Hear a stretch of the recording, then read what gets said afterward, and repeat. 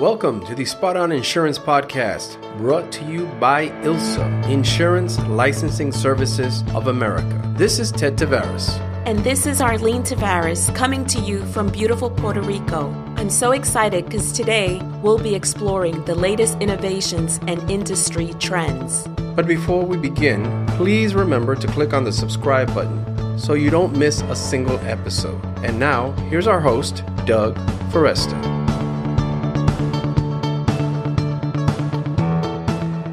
This is your host, Doug Foresta, and today my guest is Scott Wede, the Executive Director of the Surplus Lines Association of Arizona. And we're going to be talking about what brokers and producers need to know about surplus lines, trends in the industry, and more. Scott Wede, thank you so much for joining me today. Good morning, Doug. Thank you for asking. Where I'd like to start, actually, is before we get into surplus lines, I'm actually curious about how did you get involved in the surplus lines industry? Well, it goes back a few years, but I was a retail broker for a large independent agency here in Arizona, and I handled some very large commercial accounts in utilities, arena, aviation, principally, and those type of risks lend themselves to the E&S or surplus lines market. So that was kind of my introduction into that. And over the years, developed a clientele that had that need. And then I became a board member of the association here in Arizona. And eventually, after retiring from 40-plus years as a retail broker, I became the executive director of the Surplus Line Association of Arizona.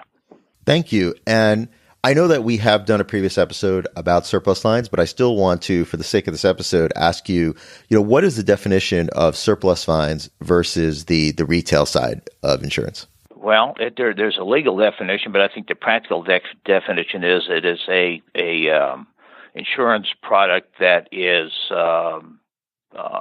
designed for specific risks, if you will, or needs that are outside the general admitted market. Malpractice type coverages, aviation, ocean marine, the type of policy or coverages that are not typically part of the retail or admitted market. And let's talk about trends. What trends are you currently seeing in the surplus lines industry? Well, I think because of its entrepreneurial nature, the surplus lines industry or the brokerage tends to be in front of a lot of trends, if you will. So, if you're dealing in the tech market, e-commerce, security, biotech, that sort of thing, I see those type of risks being met within the surplus lines community or the underwriting community. So if you're looking at those type of exposures, typically that type of exposure risk will be fulfilled through the E&S market. Let's talk about challenges. What challenges are you seeing within the surplus lines industry? Wow, I think there's probably many challenges depending on the type of broker. However, I think the one that as an association here in Arizona we've addressed is the talent, the lack of talent, if you will, within the industry. Gaining new talent and bringing up brokers, underwriters, the service employees within the industry. I think it's an education issue. It's been a topic, if you will, for the last 50 years that I've been in the business, and I think the industry is finally at a point where it's starting to address that. And can you say a little bit more about how you see the industry starting to address that? Well, there's several ways. I think the wholesale brokerage community has, through AMGA or NAPSLO, developed training courses, if you will. But those courses typically have been set up for experienced brokers.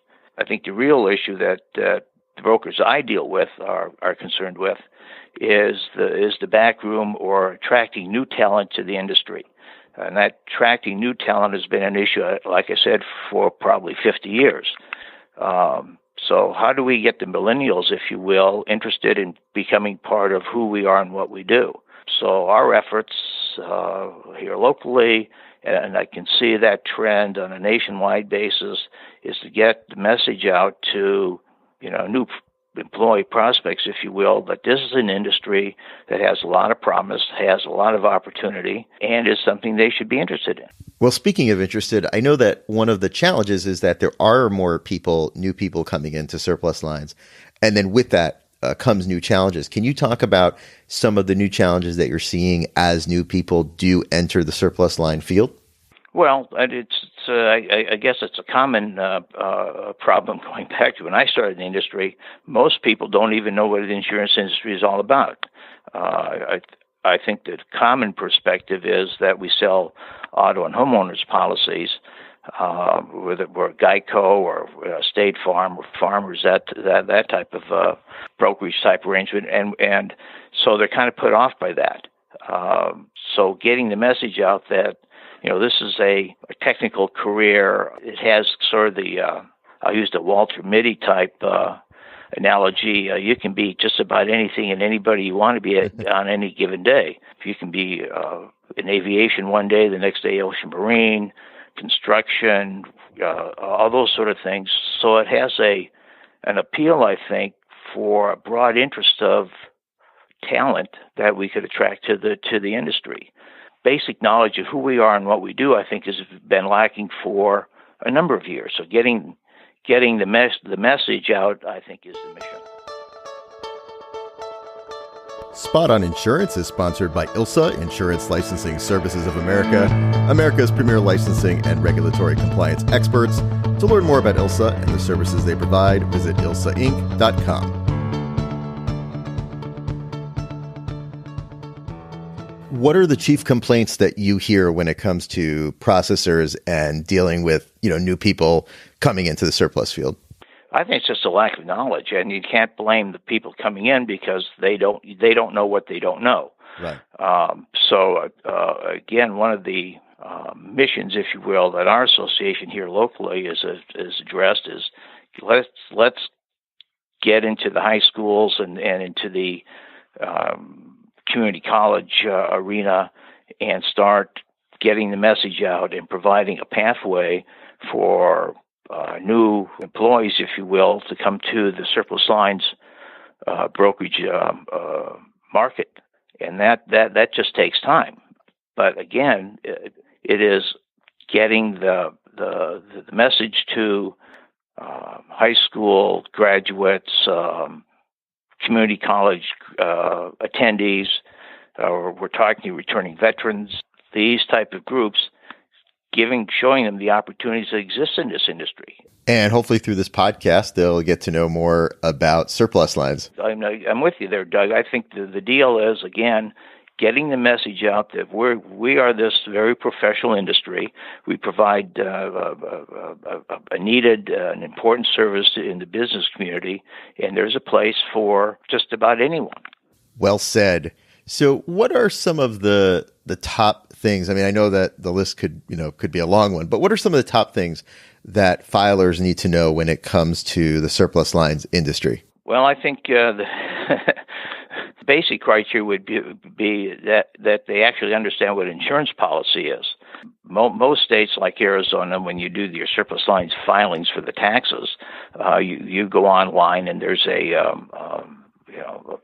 electronic filing system that allows you to do that. Most of the filing systems I've seen are pretty straightforward. I mean, they ask what is the policy number, the named insured, this expiration date.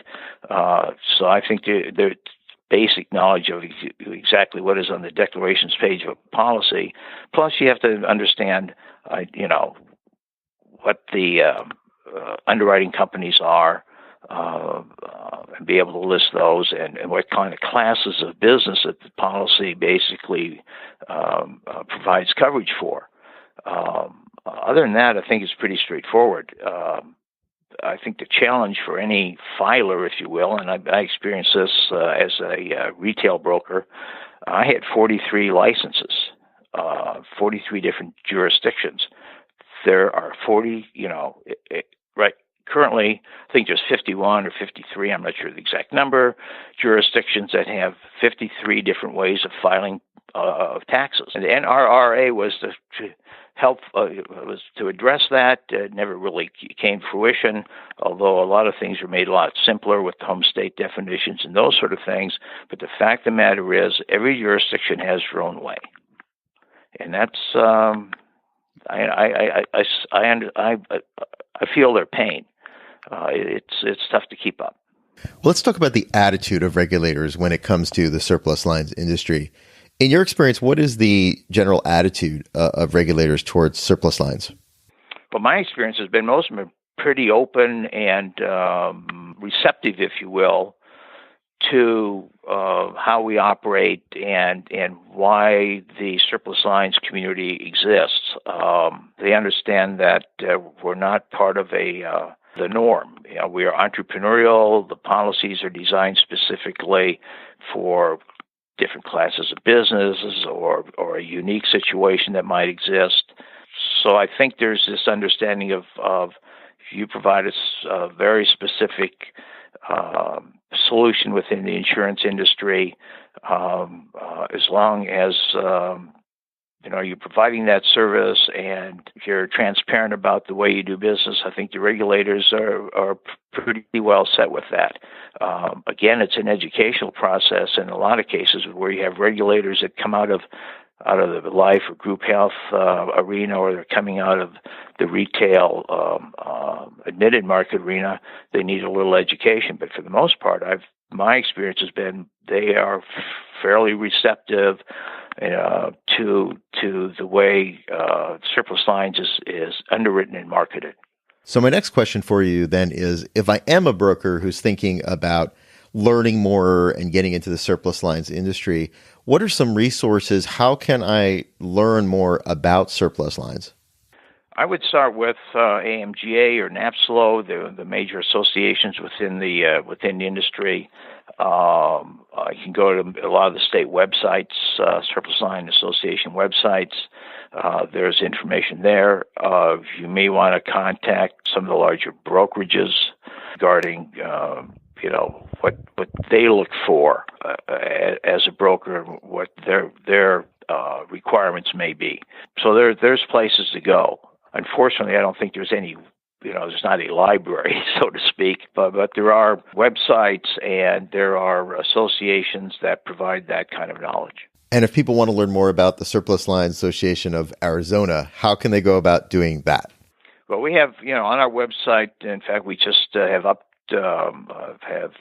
upgraded, if you will, our education portals. We have partnered with the Independent Insurance Agents and Brokers of Arizona in providing a educational portal just for surplus lines.